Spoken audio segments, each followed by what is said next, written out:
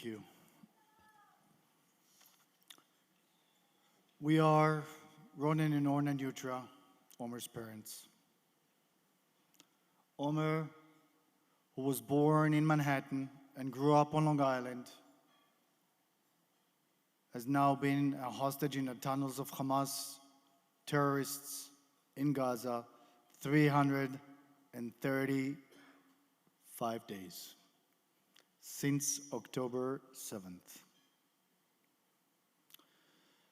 We first want to speak about the news of the past weekend, the terrible news. The bodies of 6 hostages, including American-Israeli Hirsch, Goldberg, Paulin, were recovered.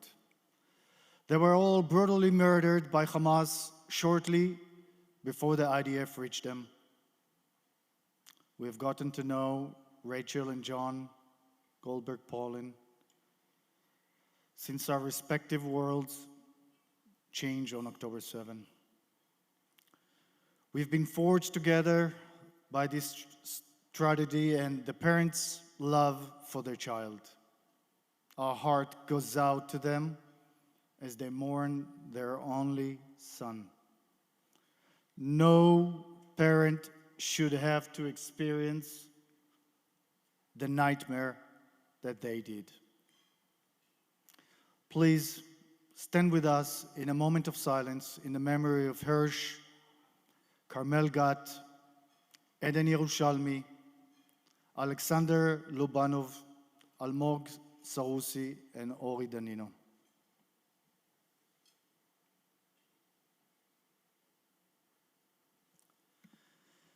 May their memory be a blessing, and may we bring the hostages that are remaining there for so long back home.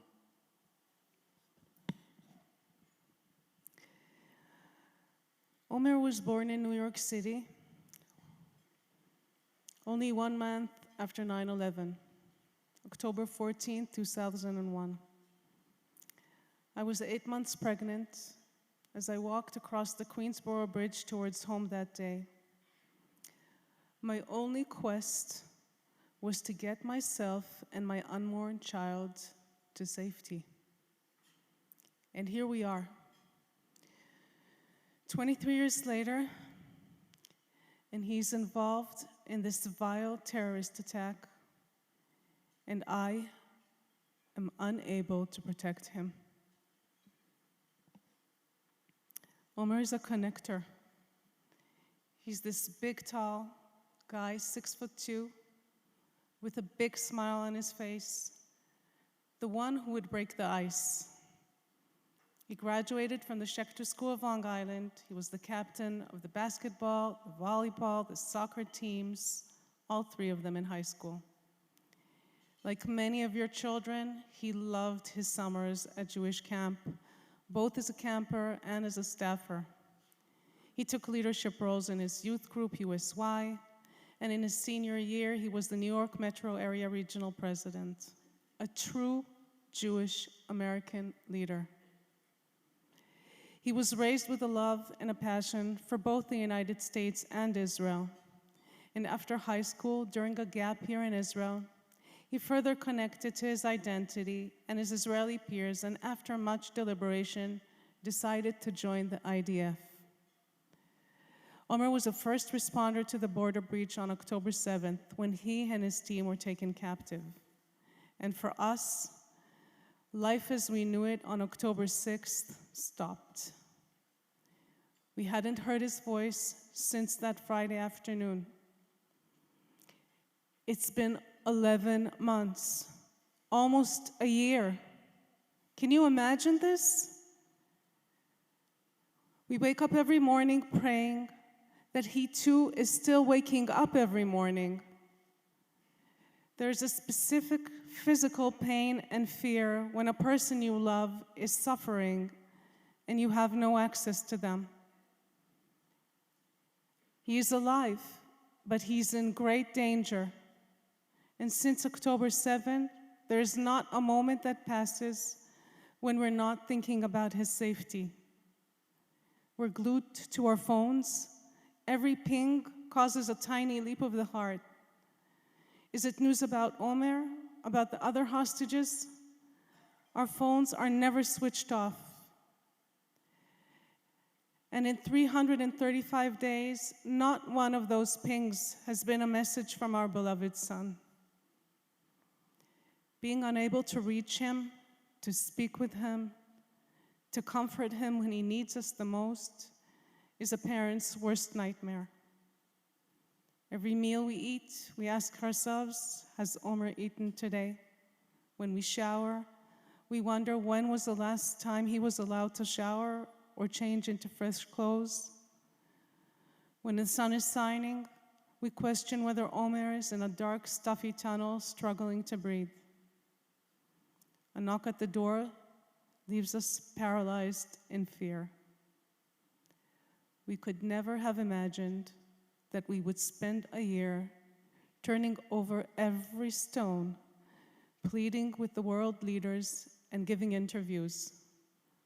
We've delivered speeches to crowds of thousands, including at the RNC, and here tonight, all to help us rescue our son from the clutches of a murderous terrorist organization. We never would have imagined we would be standing here with you talking about our son. All we wish for is to go back to our normal lives, seeing Omer's name when I get a call to hear him say, "Hi, Ima." With all of this worry and anxiety, we've been fighting for him. Caught up in this geopolitical nightmare, we feel our son and the hostages are not the priority. Our son did the right thing. We raised him on Jewish values that are at our core. Kol Yisrael arevim ze leze. All Jews are responsible for one another. כל המקיים נפש אחת בישראל כאילו קיים עולם ומלואו. Anyone who saves the lives as if saved the entire world. And of course, the redemption of the captives. And I can go on and on. These values have always been at the core of Israeli society. But somehow, as hostage families, we find ourselves fighting not only for our loved ones, but to remind our leaders here and in Israel how critical these values are to our Jewish soul, to our healing, to our future as a people. There are still 101 innocent hostages remaining, 7 of whom are American citizens: Idan, Sagi, Keith, Gadi, Judy, Itai, and our son Omer. We realize we're speaking today at this political gathering, but this is not a political issue. It is a dire humanitarian issue, and we need all hands on deck. Omer and the other 100 hostages are running out of time. The news of this weekend makes that abundantly clear. We're grateful for the hostages who have been recently rescued alive, but many more have been brought back dead, murdered while in captivity. We know without a doubt that every moment in captivity is a risk for their lives and well-being. A deal is the only viable path to bring all hostages back home. We saw this when 100 hostages, children and women, returned in late November. A deal is the only way to get everybody back, the living and the deceased. Without the return of the hostages, there can be no victory. They must come home for the Israeli society to begin healing. They must come home so we, as Jews, can move forward. Omer must come home for our family to be whole again. As proud Americans that love Israel, we need to unify in a way that supports and allows Israel to get the hostages back and most effectively fight Hamas and other enemies in the region who are a threat to democracy and American interest in the region and around the world. We are so grateful for all the strong leaders who stand with us as we fight to bring our son home. To President Biden for his leadership and President Trump, who we know stand with the hostages and the hostage families. Yet, as long as our son and all other hostages are in captivity, the work is not done. This is urgent. They are in the greatest danger. They are dying. We thank all of you for your continued support and prayers. Together with many around the world, I recite Psalm 23 in Omer's merit every single day. I walk through the darkest valley. I will fear no evil, for you are with me. Your rod and your staff, they comfort me. I'm confident Omer knows that you are praying. But prayers are not enough. We need to bring him and all of the hostages back. And Omer, if you can hear us, we love you. Stay strong. We won't stop fighting to bring you home, and we won't lose hope. Am Yisrael Chai.